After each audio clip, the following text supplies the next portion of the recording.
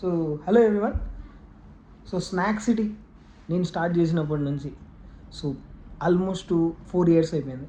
ఈ 4 ఇయర్స్లో మనం స్పెషల్గా అంటే నేను చాలా సాటిస్ఫై, నా ఓన్ బ్రాంచెస్ కాకుండా నేను చాలా సాటిస్ఫై. ఒక బ్రాంచ్ని నేను ఎలా గైడ్ చేస్తానో వాళ్ళు అలాగే ఓపెన్ చేసి దాన్ని అంతే సక్సెస్ చేశారు.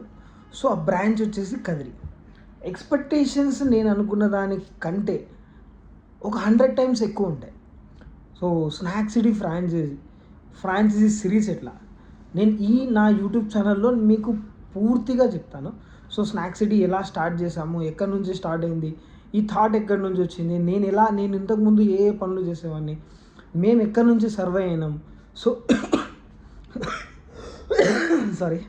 సో ఇప్పుడు ఎక్కడి వరకు స్నాక్ సిటీ ఫ్రాంచైజీ డెవలప్ అయింది.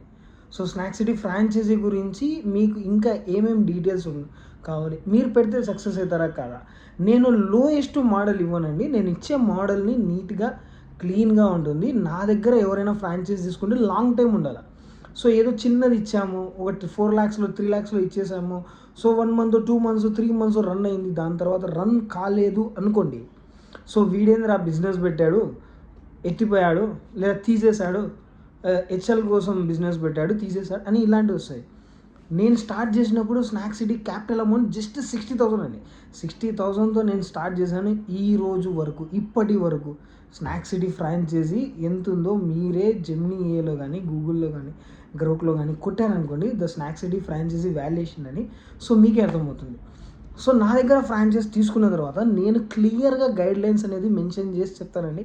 ప్రమోషన్స్ ఇలా చేయాలి, ఆపరేషన్స్ ఇలా చేయాలని. సో అవి నీట్గా ఫాలో అయిన ఏ ఒక్కరికైనా కూడా ఇప్పటి వరకు నేను ఓపెన్ చేసిన నా స్టోర్సు, దాని తర్వాత కదిరి స్టోర్ బ్లాస్ట్ చేశాను. సో కదిరి స్టోర్ గురించి ముందు మీకు అప్డేట్స్ ఇస్తూ ఉంటాను. సో మిగతా అప్డేట్స్ కోసం నా ఛానల్ని ఫాలో అవ్వండి. థ్యాంక్ యూ అండి, థ్యాంక్ యూ సో మచ్.